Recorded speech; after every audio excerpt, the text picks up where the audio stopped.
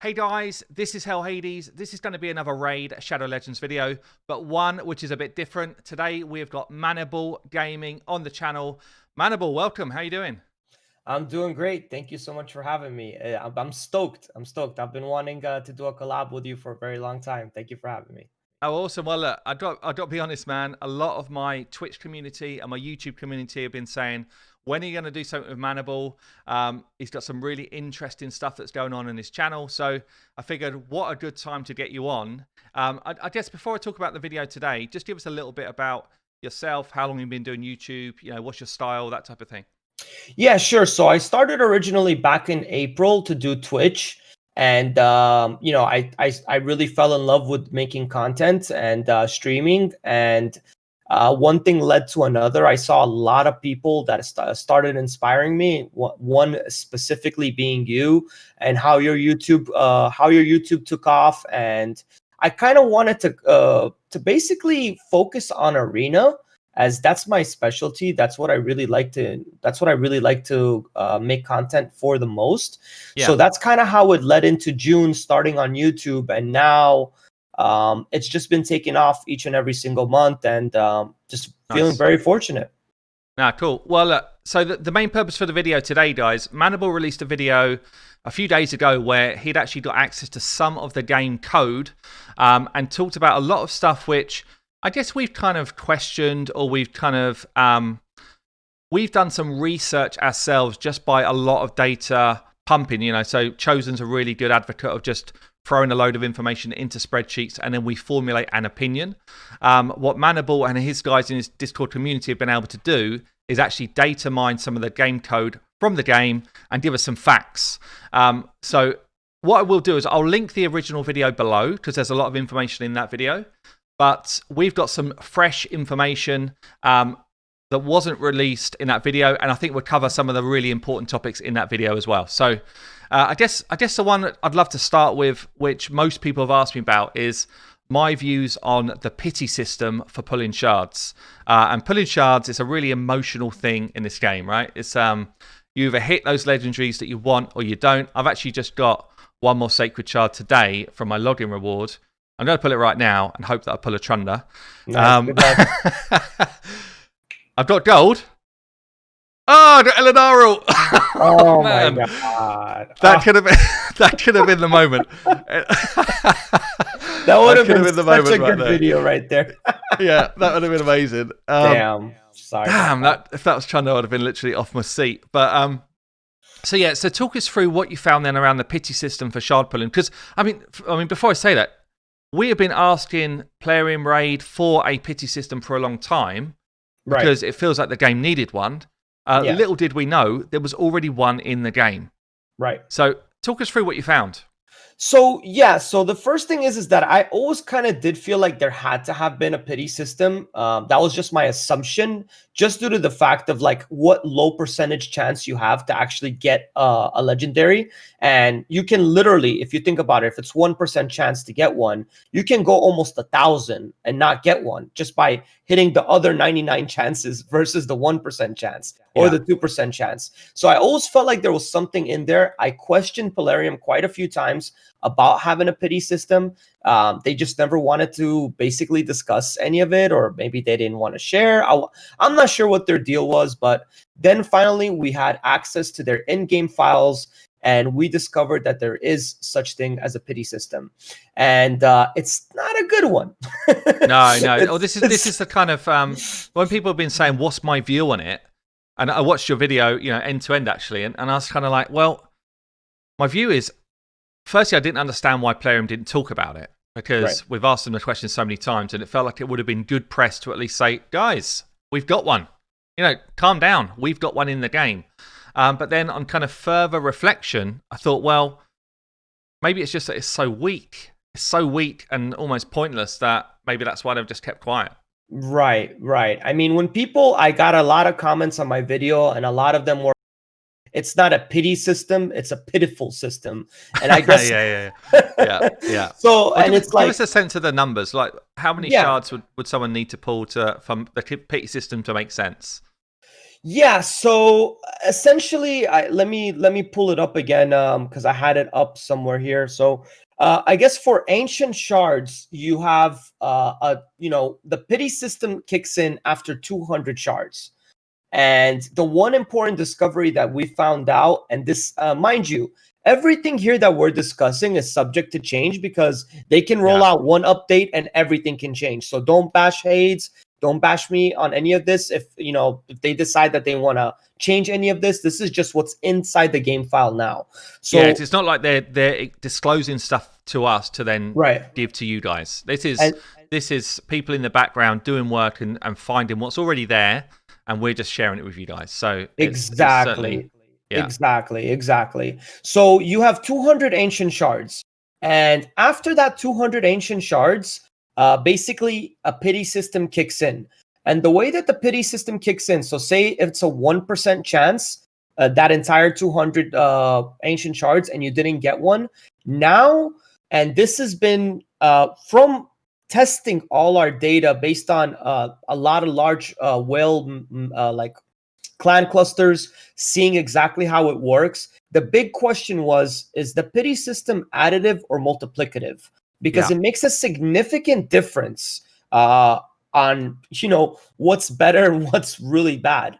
So obviously additive means that now my 1% chance goes up to 3% chance for each one that I don't pull after that, and then 5% chance, and then 6% chance, which will almost kind of get you to the 220 to 240 mark that you're actually going to get a legendary. That's kind of how it's broken down. So basically, because the standard chance is 0.5%, so times it up by 200 will get you your 100%, right? In effect. So they're saying once you've done the 200, which you would expect to have got a legendary from that 200, you then start to gain 2% per pull. 2% per pull. So within 50 more shards, you have to have pulled a legendary. Right. That's what it's saying, right? Yeah, exactly. Exactly like that. And I know this was something that maybe was in file for a long time, but they started tracking it right after the Rotos fusion. So that's when there's like a lot of data back on it. So yeah, so that's how it works there. With sacred shards. After the pity system kicks in after 12, I believe. And then it increases by what, 2%? Or I don't have the numbers in front of me, but I can. But a similar sort of scheme then. So yes, similar, similar kind of deal. And the one that, like, I guess it's a little bit tough to bite the bullet on, but I guess void legendaries are really, really sought after. Is the voids are exactly like the ancients, so you have to go through 200. Which on average is going to cost between $600 to $800. It's a lot of money. It's a lot of money. And then the dupe system, getting a dupe doesn't refresh it; it refreshes it, so you start over your countdown, which is so painful. It's so painful. And so one of the things that the Mad Cluster has done, because they've known about this, they just haven't shared.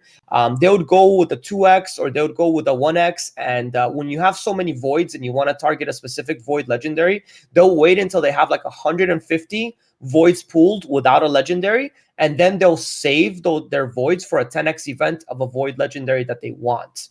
Just so that way they're targeting a specific void legendary, which I'm at that point right now where I only want Krisk, or Ursula. So that's probably something that I'm going to be doing, because right now I have 150 voids that I haven't gotten a legendary from yet. So that's kind of how it works. I think they didn't want to share it with us simply because it's not a good system at all. And it just makes sense. And I guess exposing it like this, in terms of exposing, I don't know if that's the right word, but at least sharing it with the community and getting some feedback, perhaps they'll look at that and decide to make some changes with it. That's the hope with this sort of thing, is that we want to play an improved game. Right. So generally we're I mean, the amount of times between me and you and a few others that we're trying to give them good ideas, it's like let's hope they listen to some of this stuff. Absolutely, because this all correlates back to churn on player base, right? So you have those players that are very low spenders, and they have 3 or 4 legendaries, and then they're like, finally they get another legendary, and boom, it's a duplicate. or boom, it's a Yeah. paid, it's a, you know, a reward for 180 days or 200. You see what I'm saying? So it's like there has to be some kind of duplicate system introduced sooner than later. And I'm glad that they made an announcement about it. So Yeah. Well, should we move on to another topic then? So, absolutely. one of the kind of cool releases of information that I saw and we were talking about over the last couple of days was around the clan boss chests. So, Yes. what we found is actually, so there's certain percentages to get certain items, right? So it could Yeah. be pieces of gear. A certain percentage you're going to get an epic 5-star, an epic 6-star, a legendary 5-star, a legendary 6-star piece of gear. Similar, there's percentages for books, for shards, all that type of stuff. Right. And there was kind of two things that stood out to me. Firstly, first one was that the chances to pull books and shards between Nightmare and Nightmare and Ultra Nightmare were actually not that different. So, you know, you've almost got, I think it was 1% chance to get a Sacred Shard from Nightmare clan boss, 2% from Ultra Nightmare, 2% chance to get an Ancient from Nightmare, 3% from Ultra Nightmare. Right. So the similarity between the two was actually kind of crazy. I guess 1% versus 2%, you've got double the chance. So it's much higher, but it's still both very low. But there was something which you found since then, which I'm really interested about. So do you want to kind of spill the beans on, on what you found? So basically that like the table of loot between the lowest Ultra Nightmare clan boss chest to the highest one, it has the same exact loot table from the Transcended to the worst one to the first chest. However, each time that you go from the first chest all the way to the last chest, your chances increase each time. So if a Sacred Shard is getting pulled at a 2% chance from the first one, the second chest is going to be a 4% chance, and the third chest is going to be a 6% chance, and then the Transcendent is going to be an 8% chance for you to get a Sacred. Now, what's actually really interesting and a monumental discovery here is that in the game code, it states that top chest, that's what they write, top chest, gets an additional 2% chance. So we don't know if that means that it's you know, the first one or the top 3 in the clan. We don't really know. So right now, Or could that just be Transcendent chest, as in the top chest you can earn? No, it's top damage. It's written in code. Damage. It's written in code top damage. So again, this is not something that we're just making up. This is not a speculation. We're just giving you what's inside of the game file. And this is very interesting because, you know, like lately I've built like a man-eater comp, and sometimes a lot of times I don't one key it, you know, because I refuse to put so much gear in it, and I'll just do the same run again and let it go until 120, 130 million. And like, let alone since the last sacred double 2x chance, I've gotten over 20 sacreds just from clan boss chests. So what we're thinking then is the top. Do you say it was top 3 damage dealers? I don't know. We don't know how many. We don't have no idea. It could be the first. It could be top 5. Could just be top 1. Yeah, it could be top 1. I have no idea. But that is really interesting. Yeah, that's really interesting. Go ahead. So there is actually a benefit from being, we think anyway, a benefit from being the highest damage dealer in your clan each day. And that's definitely not something which we've ever even speculated, let alone spoken about. So, you know, some of the people that could just be pushing out high numbers because they're playing around with keys or whatever could actually be just generally getting more sacreds. I know a lot of people have said to me, they asked me, how often do I get a sacred from Ultra Nightmare? And I'm like, pretty regularly, actually. And they're saying, well, that's unfair. I never seem to get one. Well, it might just be because I do so many videos showing off different teams where I get the top chest often that I'm just upping my own chances, basically. Really interesting, yeah. And does that kind of, in the way they word it, does that follow with things like books and chances of Yes, everything gets increased. Everything is increased, but keep in mind, this is only what we saw in codes, that this only reflects on Ultra Nightmare clan boss, not on Nightmare. So that's important for us to disclose that to you guys. Sure. So my philosophy now changed to let me go ahead and put 2 keys no matter what, even if I 1 key Ultra Nightmare, and then let me put my second key in Nightmare because I'm going to get 70 million, so I'm going to be a top damage on there. And then let me also put my third key in Brutal because Brutal still gives you a Void Shard. So there's still a chance, a reason to do it after all. Yeah, really interesting. Well, guys, that's the first I've ever heard of that, and really interesting. I don't know what that's going to do to dynamics in clans. I mean, certainly the clan I'm in, pretty much all of us can, not all of us, most of us 2 key. A lot of us can 1 key Ultra Nightmare now. You know, the dynamics have shifted, and with these unkillable teams, which are kind of playing through, it's very achievable to get certainly 2 keys and 1 key. So, you know, some of the kind of whales might decide to start throwing in 150 million damage, 200 million damage, and, you know, absolutely kind of spike their damage to get that top chest. Yeah, well, look, that's new news to me, guys. I guess we should just track it between us as kind of content creators. I think exactly that. That's what I was just going to mention. We'll incorporate Brad into this as well and really track it because it's interesting when I saw them do the collaboration with Scratch. Scratch had data because he used to do the CB farming before, and he had like over 1,000 clan boss chest data, and it showed that it was around 8% chance. You know, but keep in mind, back then they were just hitting exactly 70 million and finishing.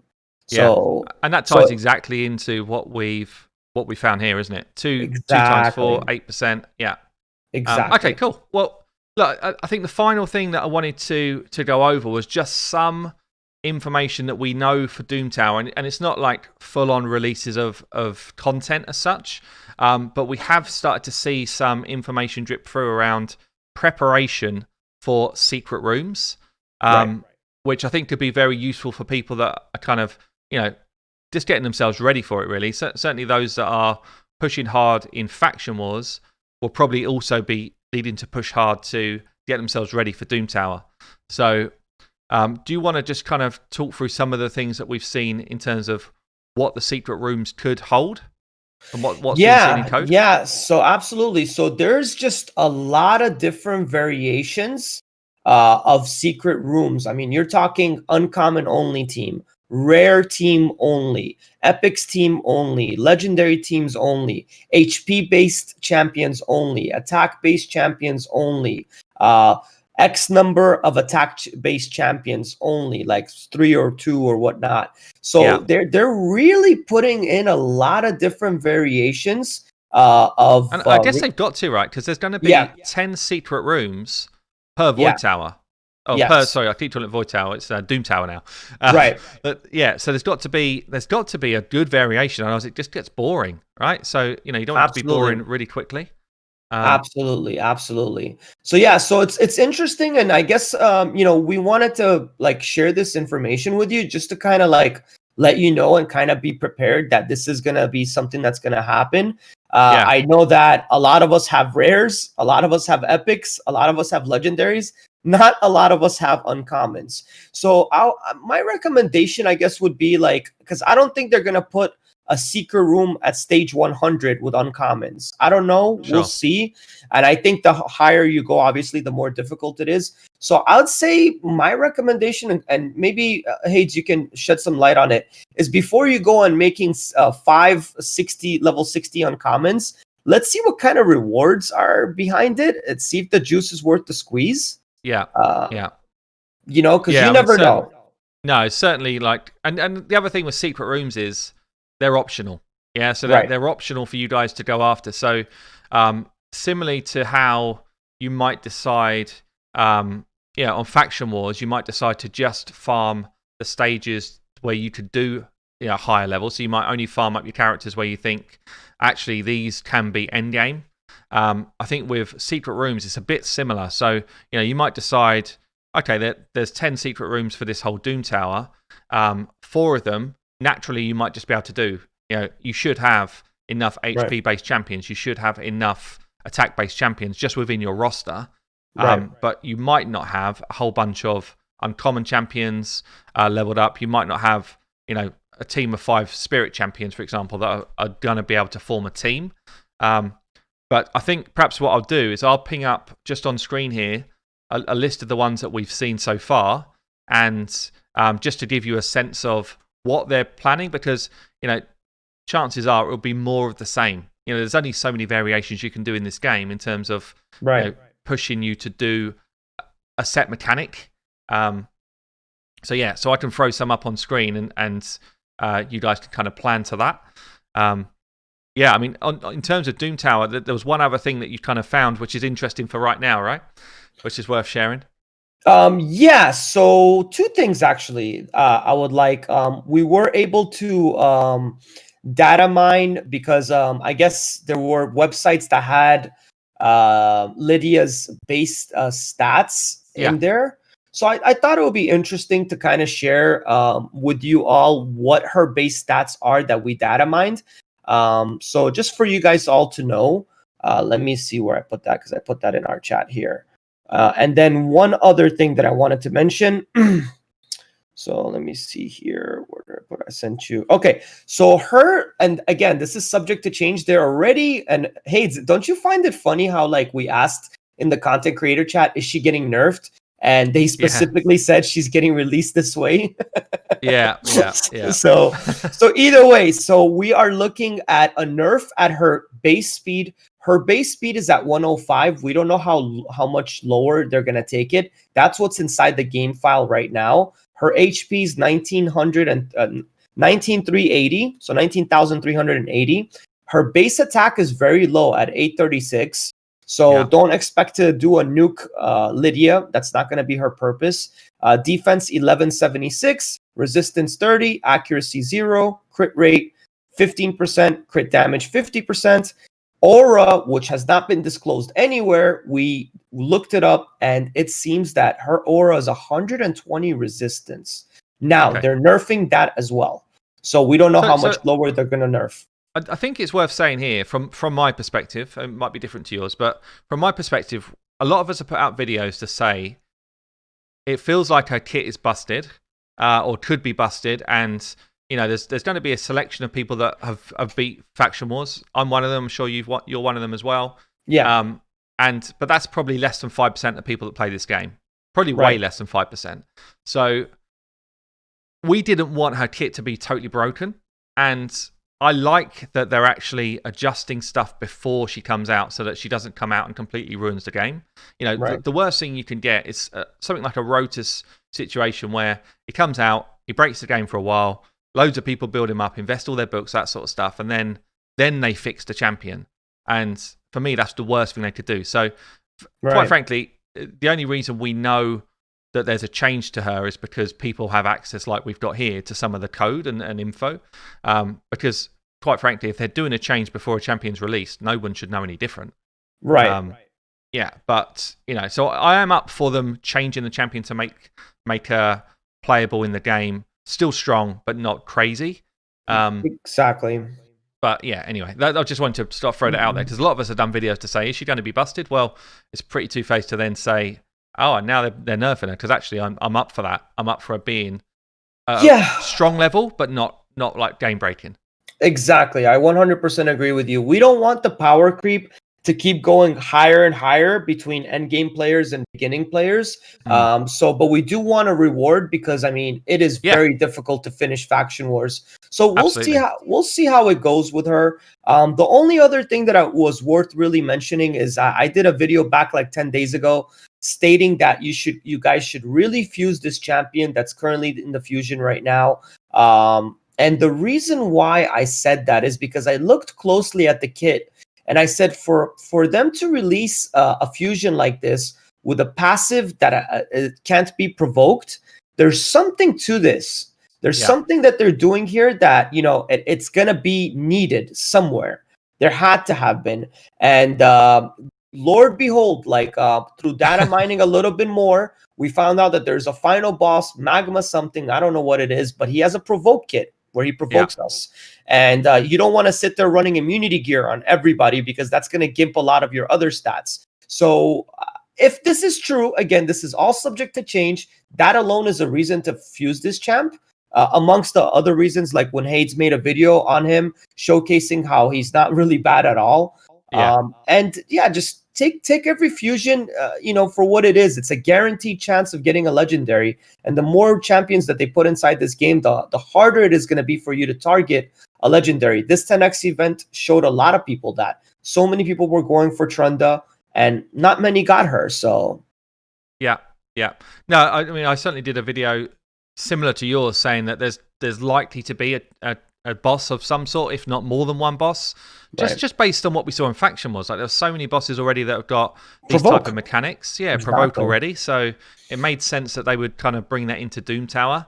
Now we've got evidence to say that at the moment, as it's planned, there definitely will be one of those bosses. So, there's like you say, if you can do it, you should still do it. I do like some of the epics that are in that fusion as well, and I've done a guide on all of them. Actually, the one that stood out for me was the one that I thought was going to be the worst, which is Tuhak, and actually I think he's a great champion. They're all good. Yeah, that's what makes it tough. That's where I feel like they dropped the ball the most in, is not only that they put all brand new epics and brand new rares, is that they made the epics like really good. And especially for people that are starting off the game, they get their hands on some of these epics. It's going to progress their game a lot. And for them to have to sacrifice all those good 4 epics for one legendary that's good, it's a tough decision. And I think that's where they kind of didn't do such a good job with this fusion. But let's see what happens. They did tell us that the next 2 champions are going to be support champions. This is something that they already disclosed, the one that's coming up in Halloween and the Christmas fusion. Yeah. So we'll see how it goes. But yeah, I think we covered. Is there anything else? I think I think that's probably it for this. So I know that you've done a podcast with some of your other Gods and Legends players, and I'm sure there's kind of more information that people can find when you release a video on that stuff. Yes. Yeah, so look, obviously I will link Manibal's channel in my description below. Check him out, guys. Go and check out his channel. He does a ton of hard work, both in educating people about the game, but also having a lot of fun in the arena, different tactics, that type of thing. So you should absolutely go and check his channel out. Look, Manibal, thank you so much for coming onto the channel and sharing some of your info. My pleasure, man. It's an honor. Like I said, you're the biggest YouTuber in RSL. Anytime you ever want to bring me on, anytime, man. I'm a phone call away, Discord call away, and I'm honored again to be here. Thank you all, and especially to all your community, all of you guys. I see you guys down in the comment section a lot of times, and you guys are awesome. So I really appreciate everything that you guys have done, and especially you, Hades. I appreciate it, man, and much respect for everything that you've built. Appreciate that. So, guys, look, thanks, Manibal. Any last words that you want to share with these guys? Yeah, just I guess check out the podcast. It'll come out a couple of days from now. It'll be nice. We go more into detail about everything, and we give you feedback as far as what we think. These videos are good for 20-30 minutes. We don't want to make a video here for a couple of hours, but in the podcast it's kind of nice. Like, we just go over a lot of different things. I'd love for you guys to check it out and give us feedback on it. Oh, awesome. Look, guys, hope you enjoyed the video. Hopefully that will kind of just shed some light on some of the stuff that's going on in the game, and I'll catch you in a video soon. Cheers, Manibal. See you later, man. All right. Thank you.